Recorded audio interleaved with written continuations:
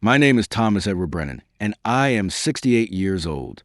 The day I retired, the day I'd been working toward for 45 years, the day I dreamed about during every overtime shift and every missed family dinner, was supposed to be the beginning of the rest of my life. The golden years. Time to travel with my wife Patricia, to sleep in on Mondays, to finally enjoy the fruits of decades of backbreaking labor. I woke up that Friday morning in June 2025 feeling something I hadn't felt in 45 years. Excited about not going to work. Nervous, yes, but excited. After 4.5 decades at Morrison Steel Company, starting as a 21-year-old kid with a welding certificate and working my way up through the ranks to plant manager, I was finally done. I'd earned my retirement, my pension, my freedom. The plan was simple, or so I thought. I'd go to work for my ceremonial last day, shake hands with the guys I'd worked alongside for decades, accept the retirement party they'd been planning for weeks, then come home to Patricia. And together, we'd start our new chapter. We'd talk about all the things we'd finally have time to do. That Alaska cruise she'd mentioned years ago. More visits to our daughter Emily in Seattle. Maybe I'd teach our grandkids to fish. Plant that vegetable garden I'd always wanted. Learn to golf, even though I'd never had time before. All those things retired people do when they finally have time to actually live instead of just work. But when I came home that evening at 4:30 p.m., my retirement plaque tucked under my arm, a box of personal items from my office in the other hand, my co-workers' well wishes and handshakes still fresh in my memory, I found Patricia sitting at our kitchen table with 2 large suitcases packed and waiting beside her chair. Not travel suitcases. Leaving suitcases. Patricia, what's going on?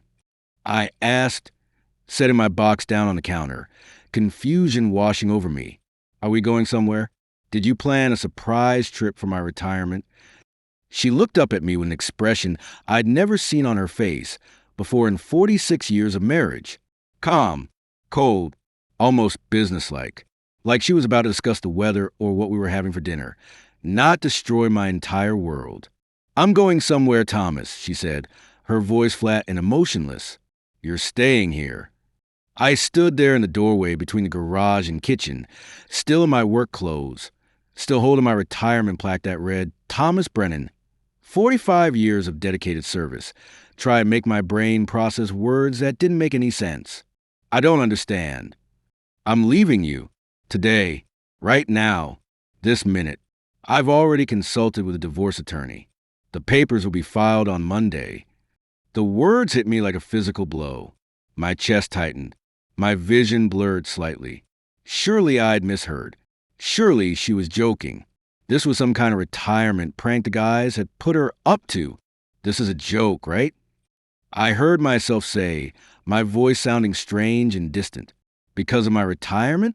Some kind of elaborate prank. It's not a joke, Thomas. I'm completely serious. She stood up, smoothed her skirt with hands that weren't shaking at all, and picked up her purse from the table. I'm leaving you. Our marriage is over. Patricia, what are you talking about? We've been married for 46 years. Exactly. 46 years. And I don't want to spend another single day in this marriage. Not one more day, Thomas. I'm done. My legs felt weak. I set the plaque down on the kitchen counter and gripped the edge to steady myself. Why? What happened? What did I do wrong? She sighed, like I was being deliberately obtuse. Like I was the one being unreasonable in this insane situation. You didn't do anything wrong, Thomas. That's not the point. You don't understand. Then help me understand. We were fine this morning when I left for work. What changed in 8 hours? Nothing changed. That's what you don't get. Nothing changed today. I've been planning this for years. Years. She'd been planning to leave me for years. I couldn't form coherent thoughts. Patricia, please, sit down. Talk to me. We can work through whatever this is. There's nothing to work through. Thomas, I don't need you anymore. Those 5 words. I don't need you anymore. They hung in the air between us like a death sentence. You don't need me? I repeated, my voice barely a whisper. No, I don't. She said it so matter-of-factly, so calmly, like she was stating an obvious truth. For 46 years, I needed you. I needed your paycheck. I needed your health insurance. I needed your steady job and your reliable income and your benefits package. I needed security, stability, a roof over my head, and food on the table. I needed you to provide for Emily and me while I stayed home and raised our daughter. She paused, picked up one of her suitcases, set it down again. But now you're retired. You have your pension, $4,000 a month for the rest of your life. You have your retirement savings. You have your 401k. And in the divorce, I'll get half of everything. Half the house, half your pension, half the savings. I can support myself now, Thomas. So I don't need you anymore. The kitchen seemed to tilt. I grabbed the counter harder, my knuckles turning white. You stayed with me for my paycheck? I could barely form the words. That's what you're saying? Our entire marriage was about money? I stayed with you because I had no other choice. For the first time, emotion crept into her voice. Anger, resentment. I got pregnant at 19, Thomas. 19 years old. I had to quit my job at Kroger. I never went to college like I planned. I never had a career. I never had any skills or education or way to support myself. I was completely dependent on you financially from the day we got married. What was I supposed to do? Leave you and starve? Become a burden on my parents? I had a baby to think about. You were supposed to love me. The words burst out of me, raw and desperate. You were supposed to be my wife, my partner, not just some business arrangement. I was your wife on paper, Thomas. I played the role. I kept the house clean. I raised our daughter. I cooked your meals and did your laundry and fulfilled every obligation I had as your wife. But love. She laughed, a bitter sound that made my stomach turn. Love was never part of this equation. A car horn honked outside. Patricia glanced toward the front of the house, then back at me. That's my ride. Who's picking you up? My voice sounded hollow, defeated. Helen, from my book club. She's been helping me plan this. Plan this? For how long? Does it matter? Yes, it matters. How long have you been lying to me, Patricia? How long have you been planning to leave me the day I retired? She picked up both suitcases this time, hefting them with a strength I didn't know she had. Or maybe it was just adrenaline. The adrenaline of finally being free. Since Emily left for college, maybe before that, I stayed until I fulfilled my obligation as a mother, until our daughter was raised and out of the house and settled in her own life. And now she is. So now I can leave. 27 years. My wife had been planning to abandon me for 27 years. What about Emily? I asked desperately, following her as she walked toward the front door. What about our daughter? Our grandkids? What are they going to think when you tell them you left me on the day I retired? Emily knows. The word stopped me cold. What? I told her last month. We had a long conversation about it. She understands. She supports my decision. She knows? Emily knows you're leaving me, and she didn't warn me. I asked her not to tell you. There was no point in making this harder than it had to be. Harder? Harder. I was shouting now. Something I almost never did. You just told me you never loved me. That our entire marriage was a lie. That you only stayed for money. How could this possibly be any harder? Patricia paused with her hand on the doorknob. For just a moment, I thought I saw something in her eyes. Regret? Guilt? But it was gone so fast, I might have imagined it. You'll be fine, Thomas, she said quietly. You always are. You have your pension. You have the house. You have your retirement savings. You don't need me either. I do need you. You're my wife. We were supposed to grow old together. We were supposed to travel and spend time with our grandkids and enjoy the retirement I worked myself to death for. You were supposed to do those things. I was just waiting for this day. The day I'd have enough money to finally leave. She opened the door.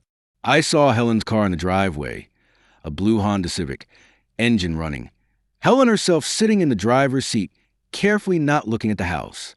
"Patricia, please." I was begging now. Something I'd never done before, my pride completely shattered. "Don't do this. We can go to counseling. We can work through whatever problems we have. Please don't throw away 46 years. "I'm not throwing away. I'm getting out before I waste any more of my life, pretending to be happy when I'm miserable." She walked out, down the front steps, across the lawn I'd mowed every Saturday for 40 years. She loaded her suitcases into Helen's trunk, got in the passenger seat, didn't look back at the house, didn't look back at me standing in the doorway. The car pulled away.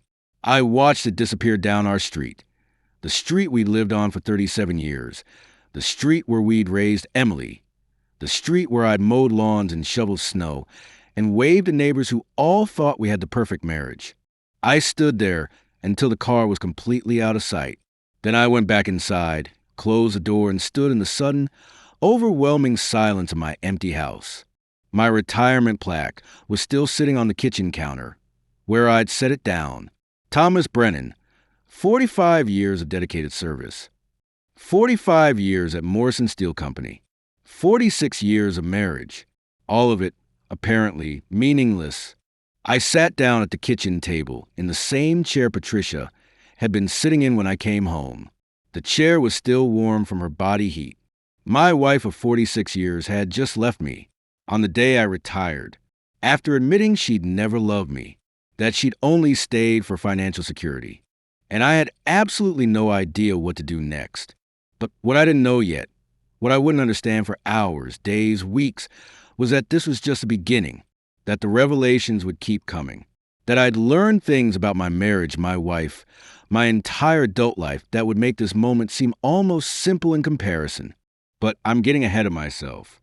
Let me take you back to the beginning, because to understand how devastating this day was, you need to understand how I got here.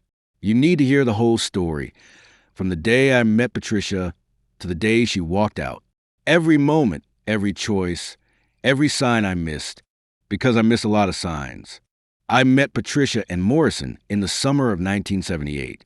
I was 21 years old, fresh out of trade school with a welding certificate and a head full of ambition. I just started working at Morrison Steel Company. No relation to Patricia, that was just coincidence. As an entry-level welder on the factory floor.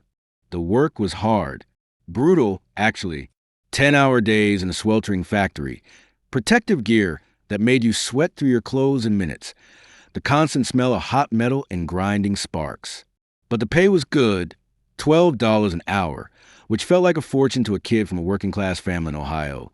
And there was a union benefits, room for advancement if you work hard and didn't cause trouble. I was determined to work hard, to prove myself, to move up through the ranks and make something of my life.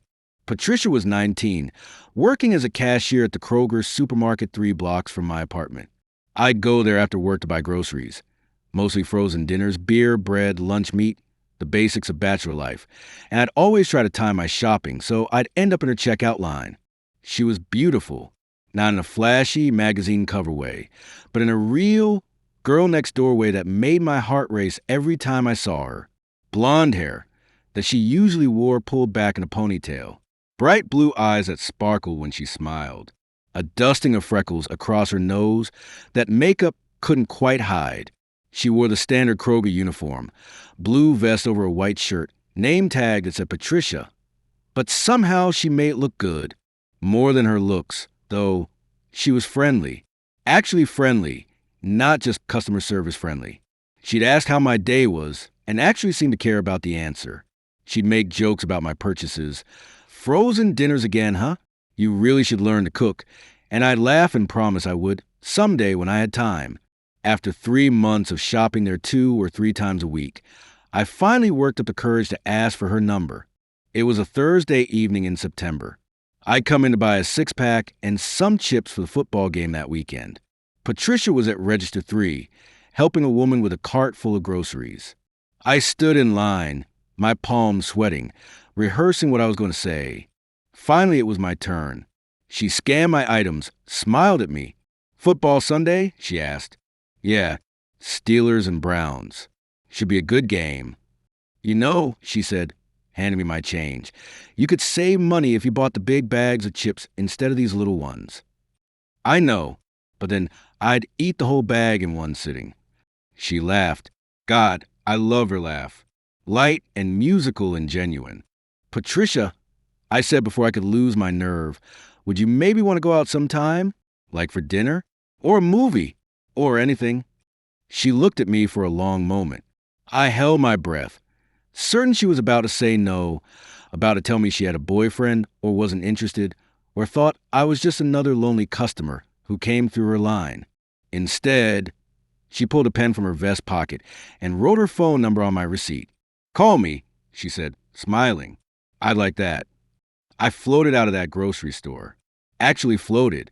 Called her that same night from the payphone in my apartment building's lobby because I didn't have my own phone yet. We talked for 2 hours. She told me about her life, growing up poor in a small town outside Pittsburgh, the youngest of 3 daughters. Her father had worked at a steel mill until he was injured in an accident that left him with a permanent disability and chronic pain. He'd been forced to retire on disability payments that barely covered the basics. Her mother had gone back to work as a nursing aide to make ends meet, working double shifts and coming home exhausted every night. Money was always tight, Patricia told me. We weren't starving or anything, but there was never enough for extras. My sisters and I wore hand-me-downs and thrift store clothes. We never went on vacations. Christmas was one present each, if we were lucky.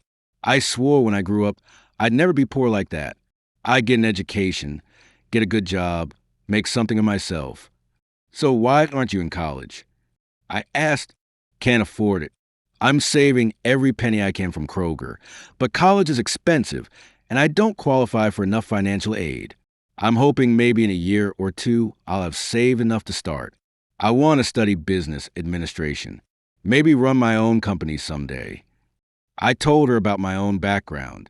Middle-class family in Ohio. Dad was a high school principal, Mom taught 3rd grade. 1 younger sister, Karen. Nothing exciting, nothing dramatic. Just a normal, stable, boring childhood. That sounds nice, Patricia said wistfully. Stable, predictable, knowing where your next meal was coming from. It was fine, but I always wanted to do something with my hands. Build things, make things. That's why I went to trade school for welding instead of college. Do you like it? The welding? I love it. There's something satisfying about taking separate pieces of metal and fusing them into something strong, something permanent. Plus the pay is good and there's room to move up. I'm not going to be a welder forever. I want to be a supervisor, maybe a manager someday. Ambition, I like that. We went on our first real date 3 days later. I picked her up from her parents' house, a small, run-down place that confirmed everything she told me about growing up poor. Her father sat in a recliner, watching TV, barely acknowledging me. Her mother looked exhausted, even though it was Sunday afternoon. I took Patricia to a pizza place, nothing fancy, but better than the cheap burger joints I could barely afford. We talked for hours about our dreams, our fears, what we wanted from life. I want security, Patricia said, her eyes intense. I never want to worry about money the way my parents do. I never want to have to choose between paying the electric bill and buying groceries. I want a stable life with someone reliable who works hard and provides. I want a family, I told her, a house in a good neighborhood, kids, a wife who I come home to every night, someone to build a life with. We dated for 6 months. I fell completely, utterly, head over heels in love. Patricia was everything I wanted. Beautiful, yes, but also smart and driven and funny. She challenged me to be better, to work harder, to aim higher. She seemed happy with me. She'd smile when I picked her up for dates. She'd laugh at my jokes. She'd hold my hand when we walked. She'd kiss me goodnight. Sweet, chaste kisses at first, then deeper, more passionate as our relationship progressed. I thought she was falling in love with me too. In March 1979, I decided I was going to marry her. I'd saved up enough for a ring, a modest quarter-carat diamond, but it was all I could afford on my welder's salary. I planned out the proposal. Nothing fancy. I couldn't afford fancy, but romantic. I'd take her to the park where we'd had our first picnic, get down on one knee, ask her to be my wife. But before I could propose, Patricia called me. It was a Wednesday evening. I was just getting home from work when my landlord's phone rang, and he yelled up the stairs that it was for me. Thomas. Her voice was strange. Tight. Scared. I need to see you. Tonight. It's important. My heart sank. She was breaking up with me. That's what this was. I'd been too slow, too cautious, too boring. She'd met someone else. Okay, I said. Your place or mine? Yours. I'll be there in 20 minutes. She showed up exactly 20 minutes later. I'd spent the time pacing my tiny studio apartment, imagining all the ways this could go wrong. Patricia came in, sat on my secondhand couch, and burst into tears. I'd never seen her cry before. In 6 months of dating, she'd been strong, composed, in control.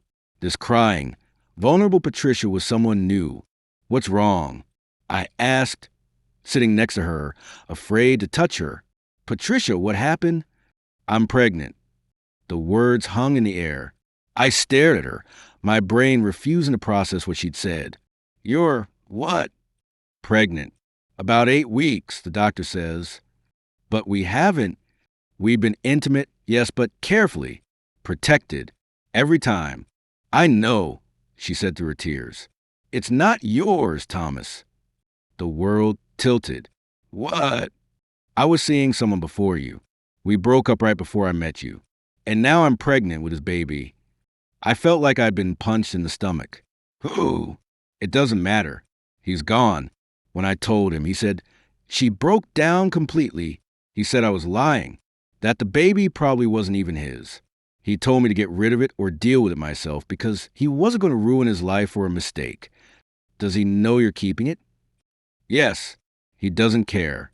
Thomas, I'm completely alone here. I can't have an abortion.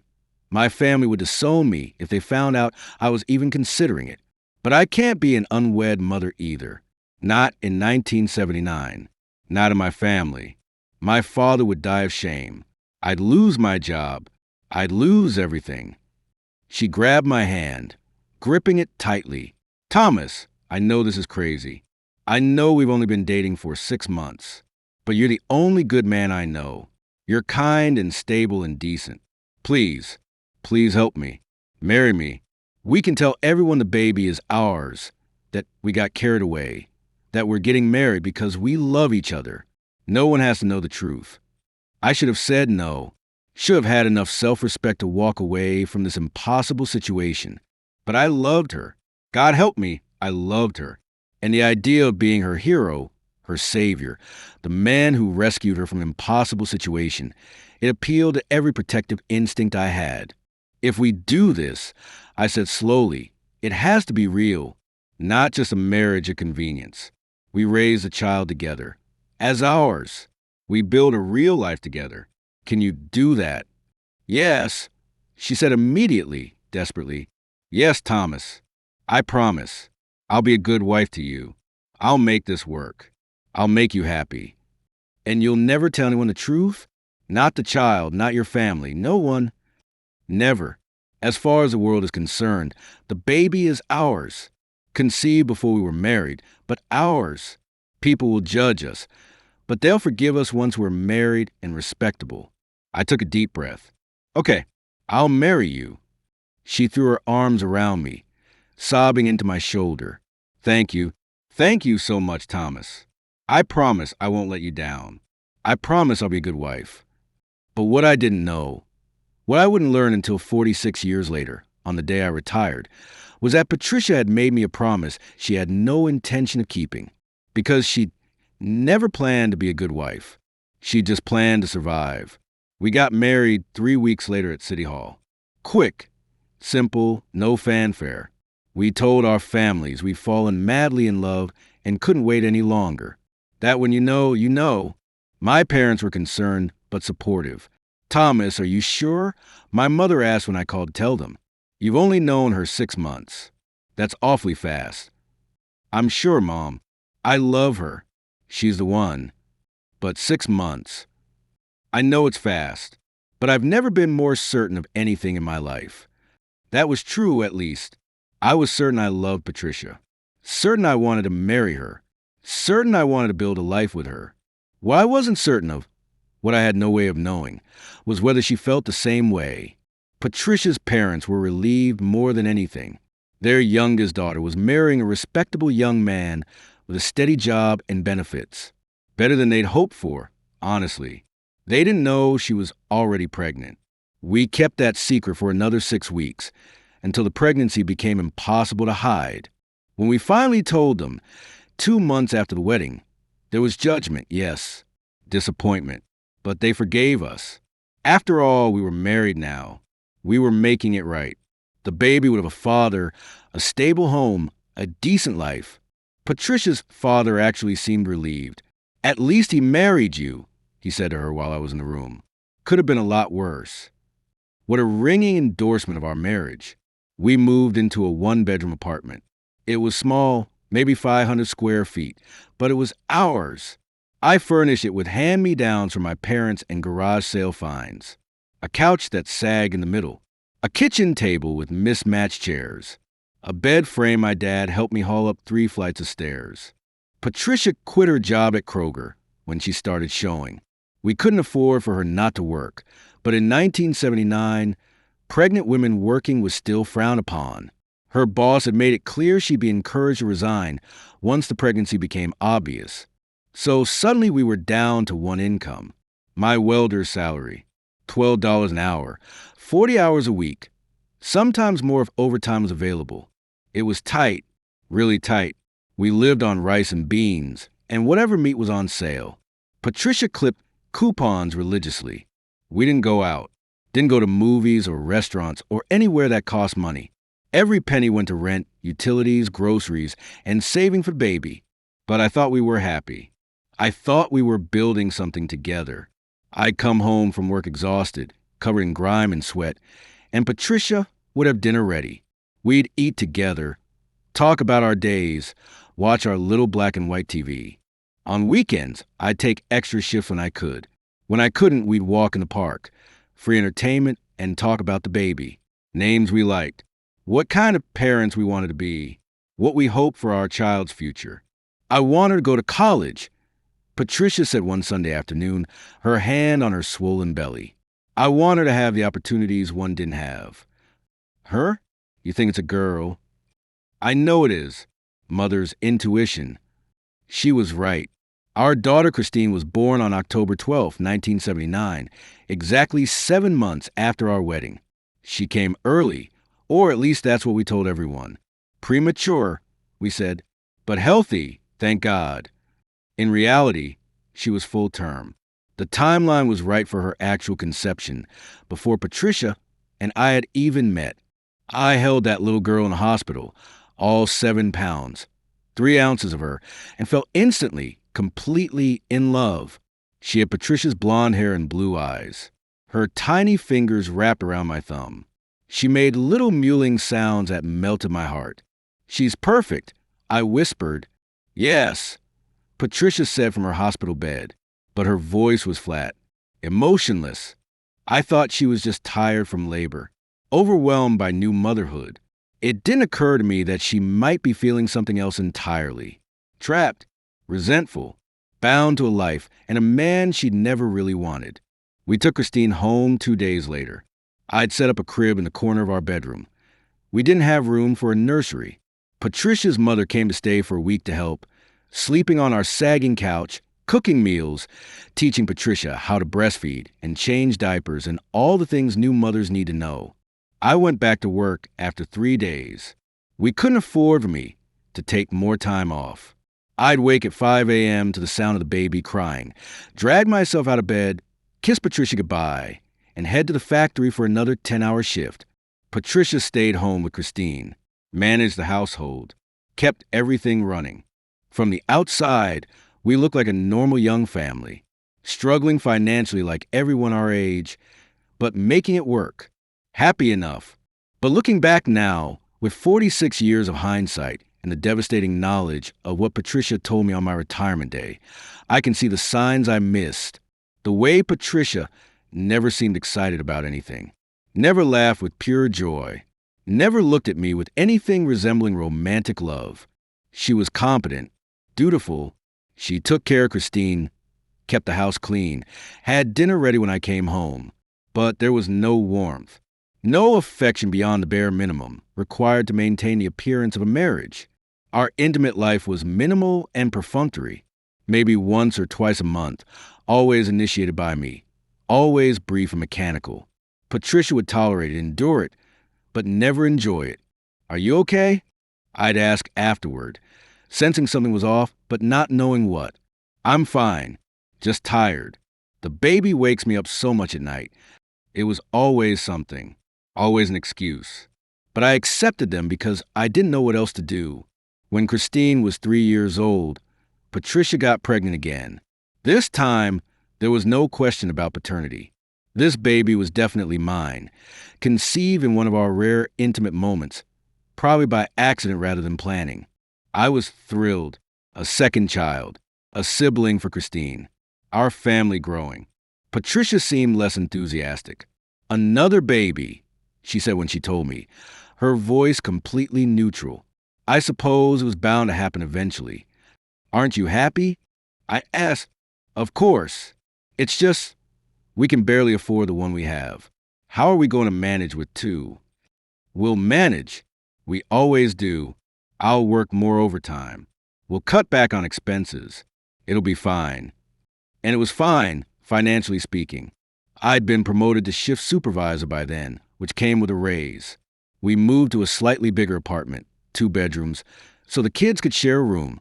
We bought a used car to replace the barely functioning vehicle we'd been limping along with.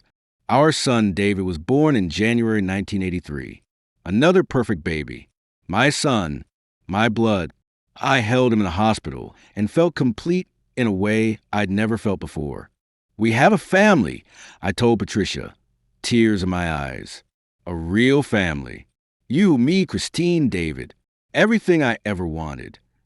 "Yes," Patricia said, holding David with the same mechanical competence she brought to everything else in her life.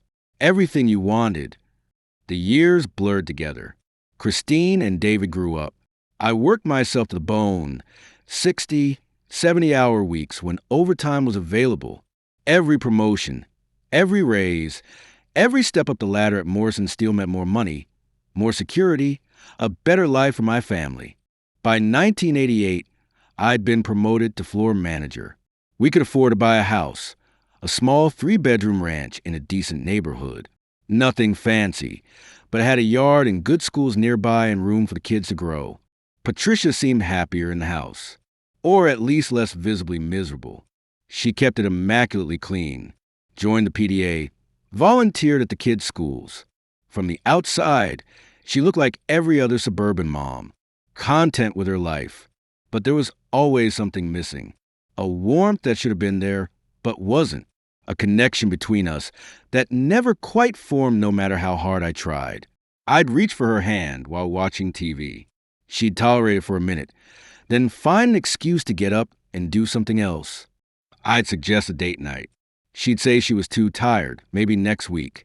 I'd try to kiss her with real passion instead of the perfunctory pecks that had become our normal. She'd pull away, tell me the kids might see, remind me she had laundry to fold. "Patricia, is everything okay between us?"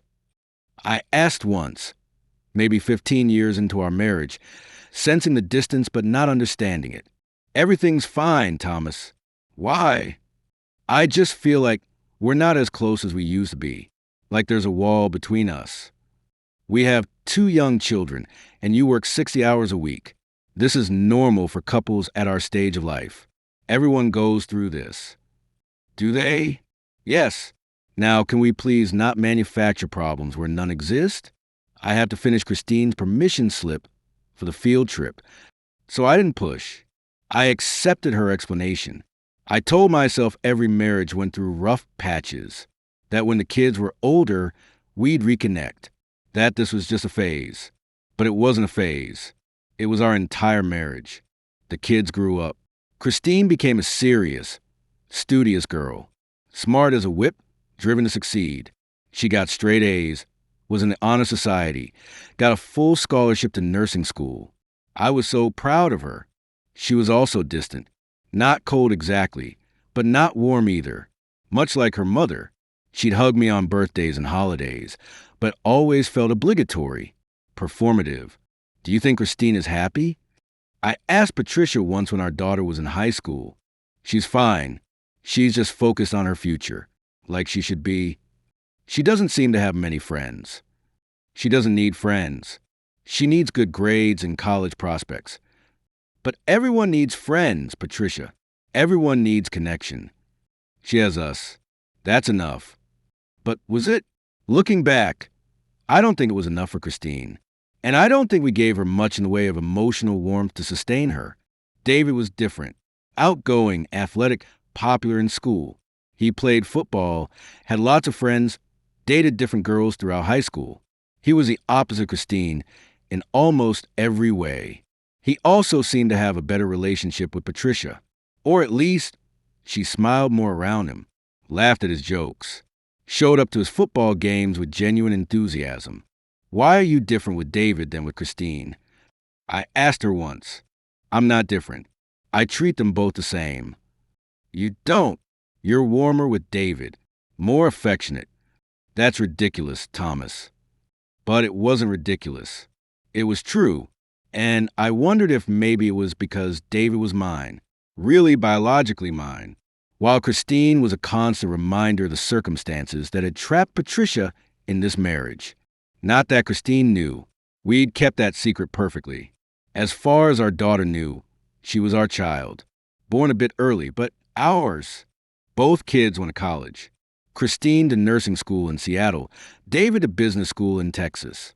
They both met people, got married, had children of their own, and then they were gone, living their own lives, far from home. We saw them maybe twice a year. Holidays and occasional summer visits. Suddenly, after 35 years of marriage, Patricia and I were alone, empty nesters in a house that felt too big and too quiet. I thought this would be our chance to reconnect, to rediscover each other, to build a romance that had never really existed in the first place. Now that the kids are gone, we should do things together. I suggested one evening. Take trips, go to shows, have dinner at nice restaurants. Actually enjoy life instead of just surviving it. If you want, Patricia said, barely looking up from her book. Don't you want to? Spend time together? Get to know each other again. Thomas, we've been married for 35 years. We already know each other. Do we? When's the last time we had a real conversation? When's the last time we talked about anything other than bills and schedules? She set her book down with a sigh. What do you want me to say? That I'm excited about spending every evening sitting on this couch, watching you fall asleep in front of TV? That I can't wait for decades more of the same routine we've had for 35 years. The word stung.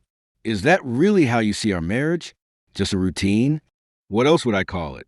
We do the same things every day, Thomas. We've done the same things every day for decades. Work, dinner, TV, bed. Repeat. Is that exciting to you? It's stable, comfortable. We've built a good life. You've built a good life. I've just lived in it. I stared at her. What does that mean? Nothing. Forget it. I'm going to bed. She left me sitting on the couch, wondering what had just happened, wondering when my wife had become so bitter, wondering if she'd always felt this way, and I had just been too oblivious to notice. But I didn't pursue it, didn't push for answers. Just assumed she was going through something, menopause, maybe, or depression, and she'd snap out of it eventually. She didn't snap out of it. If anything, she became more distant, more absent even when she was physically present. She joined clubs, book club, garden club, volunteer organizations at the library. She was always busy, always had somewhere to be that wasn't home with me. Don't you want to spend time together? I'd ask. I am spending time with you. I'm here every evening, aren't I? You're here physically, but you're always reading or planning something or on the phone with your friends. We don't actually talk. What is there to talk about, Thomas? Your day at work? My day at the library? We're not 25 anymore. We don't need constant conversation. So I stopped trying, stopped suggesting activities, stopped reaching for her hand, stopped hoping for something more than what we had. I threw myself into work instead. Morrison Steel was my refuge, the place where I mattered, where my efforts were recognized and rewarded. By my early 60s, I'd worked my way up to plant manager, the top of the ladder. I oversaw 300 employees, managed multimillion-dollar operations, made decisions that affected dozens of families. At work, I was important, respected, valued. At home, I was just there, a presence to be tolerated. But I told myself that was okay. That companionship was enough. That after 40 years of marriage, expecting romance and passion was unrealistic. I started planning for retirement when I turned 65. 3 more years, I told myself. 3 more years and I'd be done. I'd have my pension, my savings, my freedom. And then Patricia and I could finally enjoy life. Travel. Relax. Spend time with our grandkids. All the things we've been too busy to do while raising kids and building careers. I talked about it constantly. When I retire, we should take that Alaska cruise. I'd say, Patricia would respond noncommittally. We could visit Emily and David more often. Stay for weeks instead of days. If you want, we could learn new things. Take classes at the senior center. Learn to paint or play bridge or... Thomas, can we talk about this later? I'm trying to finish this chapter. Every suggestion was met with indifference, but I told myself she'd be more enthusiastic once retirement was actually here, once it was real instead of just theoretical. The last year before retirement seemed to drag on forever. Every day at the plant felt longer than the last. I was tired, burnt out, ready to be done, but I pushed through because I had a goal. June 15th, 2025. My last day, the finish line. I'd given Morrison Steel 45 years of my life. Started as a 21-year-old welder, making $12 an hour. Worked my way up through every level. Supervisor, floor manager, assistant plant manager, plant manager. Earned respect, earned promotions, earned a pension that would pay me $4,000 a month for the rest of my life. I'd earned this retirement. The week before my last day, the guys threw together a party. Nothing fancy. Cake in the break room, some gag gifts, a plaque commemorating my service. "You're really doing it, Tom," my assistant manager Rick said, clapping me on the shoulder. "Getting out while you still have some years left to enjoy it. That's the plan. Patricia and I are going to travel, spend time with the grandkids, actually live life instead of just working all the time." Good for you, man. You've earned it. 45 years is a hell of a run. It went fast. It always does. But hey, now you get to enjoy the fruits of all that labor, right? Right. On my last day, Friday, June 15th, 2025, I woke up at 5 a.m. out of pure habit. Lay in bed for a moment, realizing I'd never have to wake up this early again unless I wanted to. Patricia was already awake, sitting at the kitchen table with her coffee, reading something on her phone. "Big day," I said, pouring my own coffee. You okay?" "I'm fine." "Why?" "You just seem quiet." "I'm always quiet in the morning, Thomas." "Right. Well, I should be home by 4. Maybe we can make a nice dinner together? Celebrate." "Sure." She went back to her phone. I drank my coffee in silence, then got dressed for work one last time. The day at Morrison Steel was surreal. Every task felt weighted with meaning, because I'd never do it again. Every conversation had an air of finality. People kept stopping by my office to shake my hand, wish me well, tell me I'd be missed. At noon, they had the official retirement party in the break room. More cake, more speeches about my dedication and service. Rick presented me with a plaque. Thomas Brennan, 45 years of dedicated service. "You set the standard, Tom," Rick said to a room full of people I'd worked with for decades. "You came in every day, did the work, never complained, always led by example. This place won't be the same without you. People applauded, shook my hand, told me to enjoy retirement. What are you going to do with all that free time? Someone asked. Everything I put off for 45 years. Travel with Patricia, visit my kids and grandkids, sleep in, learn to golf. All of it. Sounds perfect. It will be. At 3 p.m., I walked out of Morrison Steel for the last time, carrying my plaque, a box of personal items from my office, and a strange mixture of relief and melancholy. It was over. 45 years. Done. I drove home slowly, savoring the fact that I'd never have to make this commute again. Never have to wake up at 5 a.m. Never have to spend 10 hours managing production schedules and safety inspections and employee disputes. I was free. I pulled into my driveway at 4:30. Patricia's car was there. Good. I'd expected that. We'd talked about making dinner together, celebrating quietly, just the two of us. But when I walked into the house through the garage, something felt wrong immediately. The air was different, charged, tense. Patricia? I called out. In the kitchen. I carried my box and plaque into the kitchen and stopped dead in the doorway. Patricia was sitting at the table, hands folded in front of her. Two large suitcases sat on the floor beside her chair. She was dressed nicely, too nicely for a regular Friday afternoon at home. Makeup carefully applied, hair styled, like she was going somewhere important. What's going on? I asked, my heart starting to pound. Are we going on a trip? Did you plan something? She looked at me with eyes I didn't recognize. Cold, determined, almost businesslike. I'm going on a trip? Thomas, you're staying here. The words didn't compute. I don't understand. I'm leaving you. Today. Right now. I've already consulted with a divorce attorney, Margaret Chun. The papers will be filed Monday morning. My legs went weak. I set my box down on the counter, gripped the edge to steady myself. This is a joke. This has to be a joke. Some kind of retirement prank. It's not a joke. I've never been more serious about anything in my life. Patricia, what are you talking about? We've been married for 46 years. Exactly. 46 years. And that's 46 years too many. I'm done, Thomas. I don't want to spend another day in this marriage. My mind was racing, trying to make sense of this, trying to find the logic. What did I do? What happened? Did I forget our anniversary? Did I? You didn't do anything, Thomas. That's not the point. Then what is the point? Help me understand, because this doesn't make any sense. She stood up, straightened her skirt with hands that weren't shaking at all. The point is simple. I don't need you anymore. Those 5 words hit me like a physical blow to the chest. You don't what? I don't need you anymore. For 46 years, I needed you. I needed your paycheck. I needed your health insurance. I needed your steady job and your benefits package and your reliable income.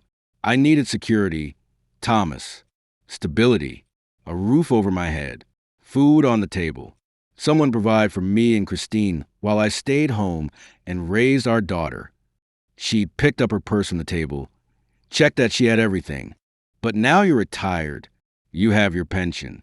$4,000 a month for the rest of your life. You have your 401k. You have your savings. And in the divorce, I'll get half of all of it. Half the house, half your pension, half the savings. I can support myself now. So I don't need you anymore. The kitchen felt like it was spinning. I gripped the counter harder. You stayed with me for my paycheck? That's what our entire marriage was about. Money? I stayed with you because I had no other choice. There was emotion in her voice now. Anger. Resentment that had apparently been building for decades. I got pregnant at 19, Thomas. 19 years old. I had to quit my job. I never went to college. I never got an education or job skills or any way to support myself. I was completely, utterly dependent on you from the day we got married. What was I supposed to do? Leave you and starve? Become homeless with a baby? You were supposed to love me. You were supposed to be my wife, my partner. I was your wife on paper. I kept my vows. I raised our children. I kept your house. I cooked your meals and did your laundry and fulfilled every single obligation I had as a wife. But love, she laughed, bitter and harsh. No, Thomas, that was never part of this deal. A car horn honked outside. Patricia glanced at the front door, then back at me. That's my ride. Who's picking you up? Where you going? Helen from book club. She's letting me stay with her until I find my own apartment. Helen knows about this? How many people know you're leaving me? Just Helen and Emily. Emily, our daughter. Emily knows you're leaving me? I told her last month. We had a long conversation about it. She understands. She supports my decision. The betrayal cut even deeper. Our daughter knew you were going to abandon me, and she didn't warn me? I asked her not to. What would have been the point? You couldn't have changed my mind, Thomas. This decision was made years ago. How many years? She picked up one suitcase, then the other, started walking toward the front door. Patricia, how many years have you been planning to leave me? She stopped, turned to face me one last time. Since Emily left for college. Maybe even before that. I stayed until I fulfilled my obligation as a mother. Until our daughter was raised and settled and didn't need me anymore. And then I stayed because I didn't have the financial means to leave. But now I do. Now I can finally be free. 27 years. My wife had been planning to leave me for 27 years. Waiting, biding her time, pretending to be my partner while secretly counting down the days until she could escape. What about me? My voice broke. What about what I want? What I need? You'll be fine, Thomas. You always are. You have your pension. You have this house. You have your retirement savings. You don't need me either. I do need you. You're my wife. We were supposed to grow old together. We were supposed to enjoy this retirement I worked myself to death for. You were supposed to enjoy it. I was just waiting for it to arrive so I could leave. The front door opened. Helen was standing there, looking uncomfortable. Patricia, you ready? Yes, coming. She walked toward the door. I followed her, desperate, my pride completely shattered. Patricia, please, don't do this. We can go to counseling. We can work through whatever problems we have. Please don't throw away 46 years. She stopped at the door, turned to face me one last time. I'm not throwing it away, Thomas. I'm ending a prison sentence. And I'm not sorry. Then she was gone, down the front steps, across the lawn, loading her suitcases into Helen's trunk, getting in the passenger seat, not looking back. The car pulled away. I watched until it disappeared around the corner. Then I went back inside, closed the door, and stood in the silence of my empty house. My retirement plaque was still on the kitchen counter. Thomas Brennan, 45 years of dedicated service. I'd given 45 years to Morrison Steele, 46 years to Patricia, and now I had nothing. I sat at the kitchen table until the sun set and the room grew dark. Didn't turn on lights, didn't make dinner. Just sat there, trying to process what had just happened. My wife had left me on the day I retired, after admitting she'd never loved me, that our entire marriage had been a financial transaction. The phone rang. I ignored it. It rang again and again. Finally, I picked it up. Dad! It was Emily. Did Mom leave? You knew. My voice was flat, dead. You knew she was leaving me today, and you didn't tell me. Dad, I'm so sorry. But yes, I knew. Mom told me last month when I was visiting. And you didn't think I deserved a warning? What would that have accomplished? Would you have been able to change your mind? I would have tried. Exactly. That's why I didn't tell you. Dad, this has been coming for a long time. Mom's been unhappy for years. Decades, probably. So that makes it okay? To blindside me on the day I retire. No, the timing is cruel. I agree. But Dad, Mom felt trapped. She stayed as long as she could, until she fulfilled her obligations. Now she's free to live her own life. What about my life? What about my feelings? Do those not matter? Silence on the other end. Of course they matter, Dad. I'm sorry. I'm so sorry this is happening to you. Do you know she said she never loved me? That she only stayed for my paycheck. More silence. Then quietly, I suspected Mom was never affectionate. Not with you, not really with me, or David either. She was dutiful, responsible, but not warm. I always wondered if maybe she'd married you for the wrong reasons. And you never thought to mention this? What would I have said? Dad, I think Mom doesn't love you based on vibes. You seem happy enough. You never complained. I thought maybe that's just how marriage was after so many years.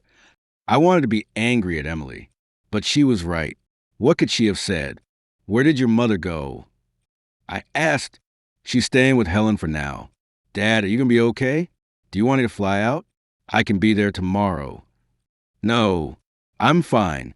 I need to process this. Are you sure? Because David and I, we're worried about you. I said I'm fine. I hung up before she could respond. I wasn't fine. I was the opposite of fine. But I didn't know how to be anything else. The weekend passed in a blur. I didn't eat, barely slept, just sat in a house that suddenly felt too big and too empty, trying to understand how my life had fallen apart so completely in the span of a few hours. On Monday, the divorce papers arrived, delivered by courier, requiring my signature to confirm receipt.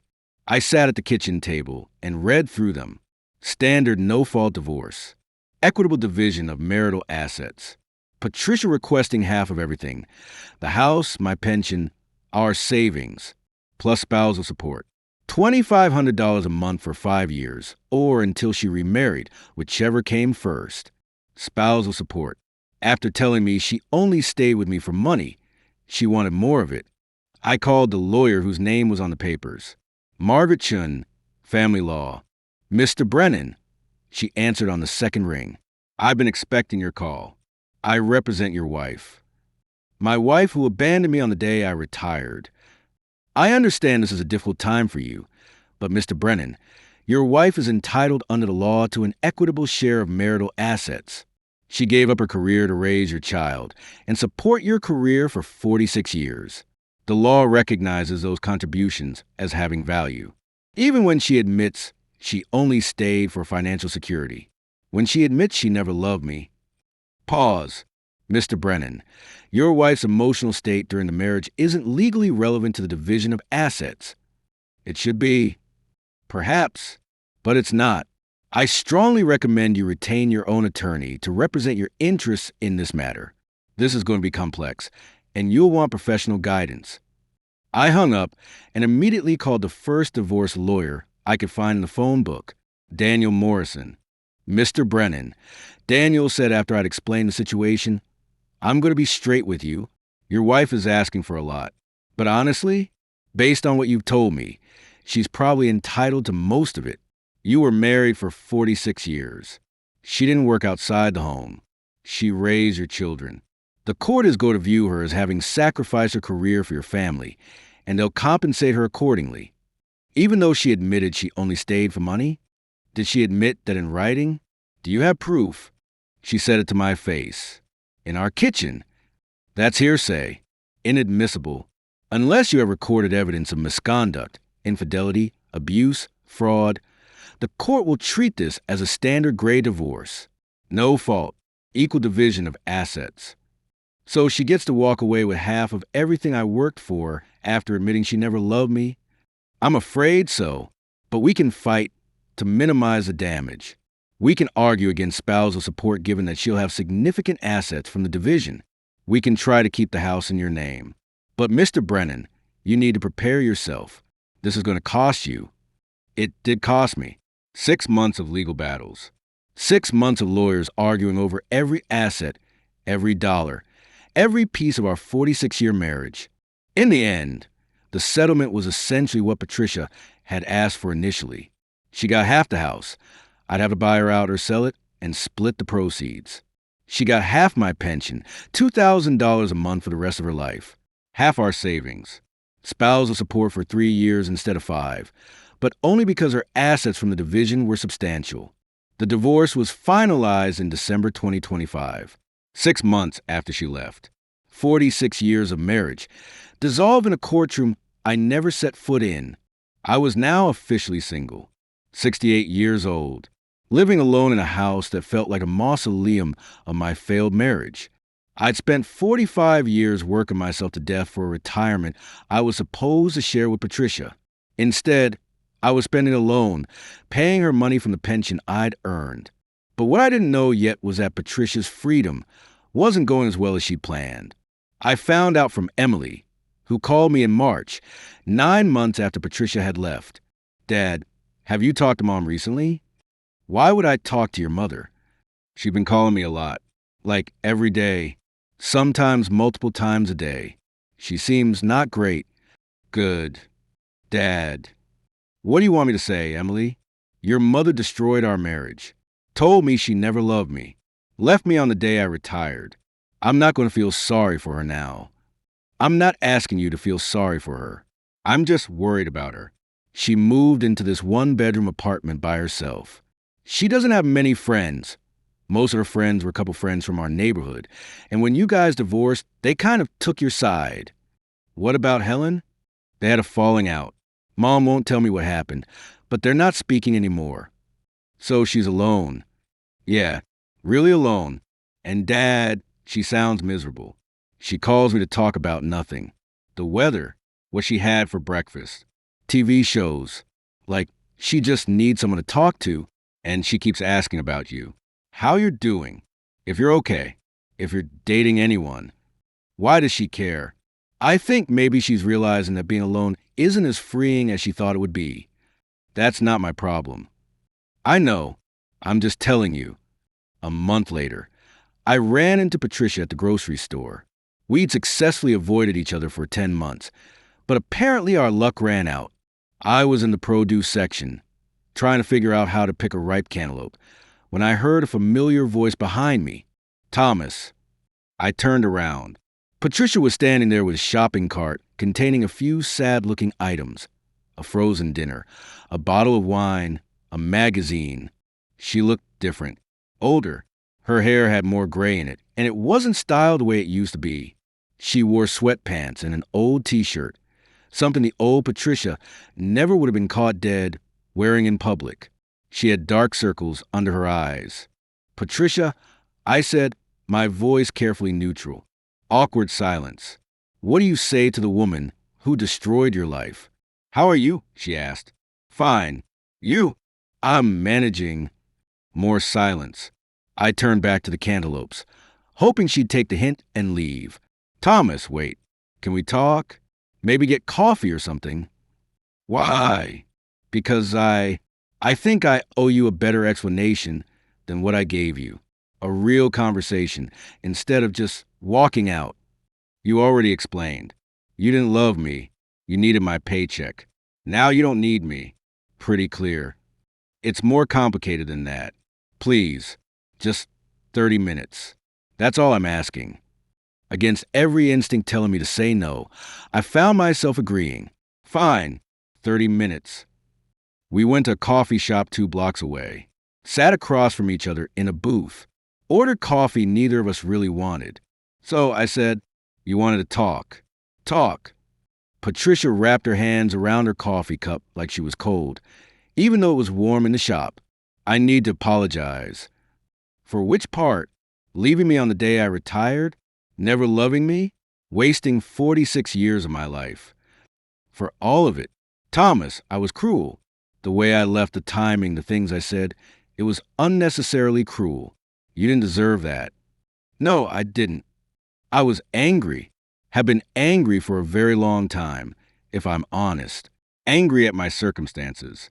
Angry at the choices I'd made. Angry at the life I'd ended up with. And I took all that anger out on you. Why me? What did I ever do except provide for you? Give you a stable life? Raise Christine as my own daughter, even though she wasn't mine. I know. You were a good husband. Thomas, a good father. You did everything right. Then why did you hate me? She looked down at her coffee. I didn't hate you. I hated what you represented. The life I'd had to settle for. The dreams I'd given up. The person I could have been if I hadn't gotten pregnant at 19. You could have gone to college later. After Christine started school, I would have supported that. I know you would have. But by then, I convinced myself it was too late, that I'd missed my chance, that I was stuck being a housewife and mother and nothing more. So you waited until I retired to leave. I thought that's what I wanted. Freedom, independence, a life of my own. Finally, after decades of being dependent on you, I thought once I wasn't tied to you anymore, wasn't defined by being your wife, I'd be happy. And you're not. Tears filled her eyes. Real tears. No, I'm miserable, Thomas. Completely, utterly miserable. I'm alone in a tiny apartment. I don't have friends anymore.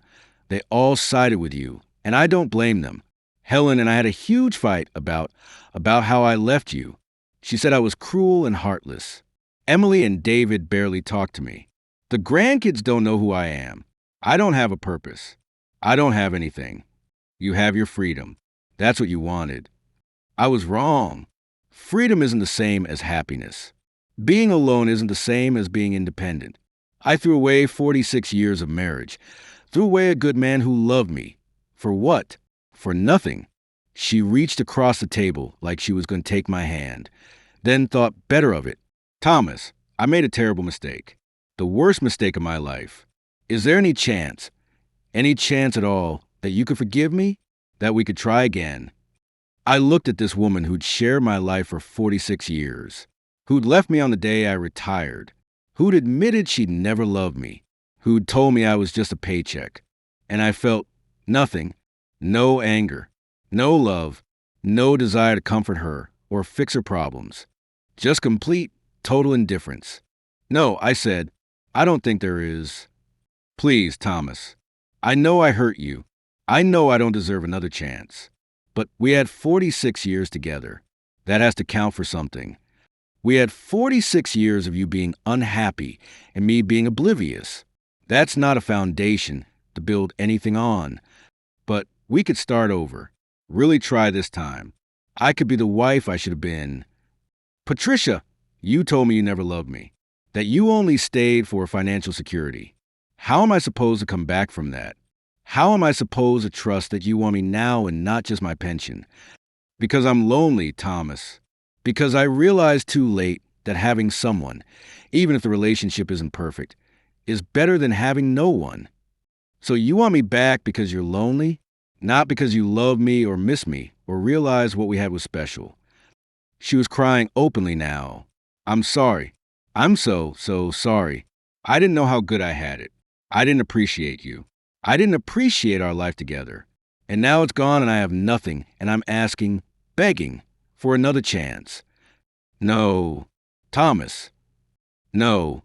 Patricia, you made your choice. You chose to leave. You chose to tell me the most devastating things I've ever heard. You chose to walk out on our marriage, on me, on everything we built together. And now that being alone is harder than you expected, you want to come back? That's not how this works. So that's it? We're done forever. We were done the day you walked out. This conversation doesn't change that. I stood up to leave. Thomas, please, don't leave me alone. I can't do this alone. You chose alone, Patricia. Now you have to live with it. I walked out of the coffee shop, got in my car, drove home to my empty house. And for the first time since she left, I felt something like peace. A year and a half has passed since Patricia walked out on the day I retired. I'm 69 now, learning to navigate this new life I never expected to have. I'm still in the house. I bought out Patricia's, half using a reverse mortgage and some of my retirement savings. It was expensive, but it was worth it. This is my home. I wasn't going to let her take that from me, too. I've learned to cook. Real meals, not frozen dinners. Turns out I'm pretty good at it. I make pot roast, spaghetti carbonara, even attempted a Thanksgiving turkey for myself last year. It turned out okay. I joined a woodworking class at the senior center, made a couple friends, other guys in their 60s and 70s who understand what it's like to suddenly have all the time in the world and no one to share it with. We get together for coffee sometimes, talk about our projects, our kids' life, Emily and her family came to visit last summer, stayed for 2 weeks. The kids are getting older, 14 and 12 now, and it was nice to spend real time with them instead of just quick holiday visits. We went fishing, built a treehouse in the backyard, had long dinners where we actually talked. I'm proud of you, Dad. Emily said one evening after the kids had gone to bed. We were sitting on the back porch, drinking beers, watching fireflies. For what? For building this new life. For not letting mom's choice destroy you. For choosing yourself. I didn't have much choice. You did. You could have taken her back when she asked. A lot of men would have, just to avoid being alone. But you didn't. You held on to your dignity. Sometimes I wonder if I made the right choice. Do you want her back? I thought about it. Really thought about it. No, I don't. I'm lonely sometimes, yes. But I'd rather be lonely and respect myself than be with someone who sees me as a paycheck. Good. Because you deserve better, Dad. You deserve someone who chooses you, not someone who tolerates you. Patricia calls sometimes. Through Emily, mostly, asking about me, wondering if I've changed my mind. I haven't, and I won't. Emily tells me Patricia is still alone, still in her one-bedroom apartment, still calling her children too often, still regretting her choices. I feel bad for her in an abstract way, but I don't feel responsible for her happiness anymore. Last month, I went on a date. First one in almost 50 years. A woman named Susan from my woodworking class.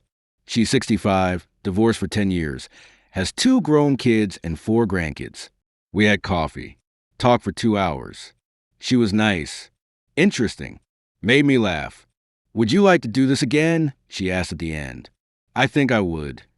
We've been on 3 dates so far, taking it slow, but it's nice to talk to someone who seems genuinely interested in knowing me, who asks questions and remembers my answers, who doesn't see me as a paycheck or a means to an end.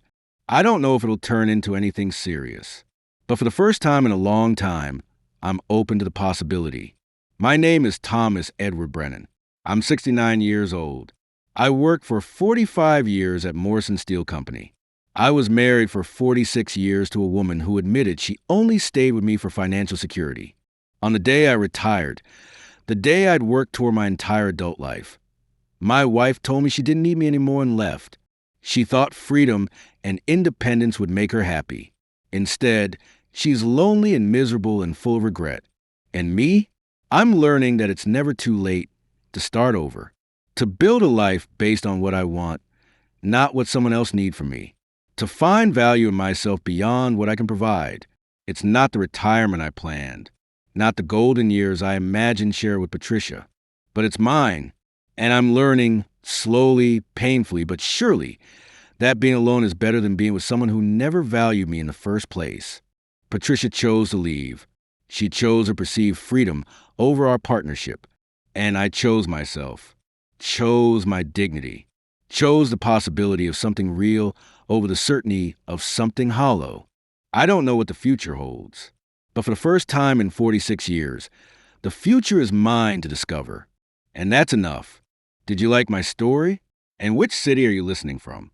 Let's meet in the comments.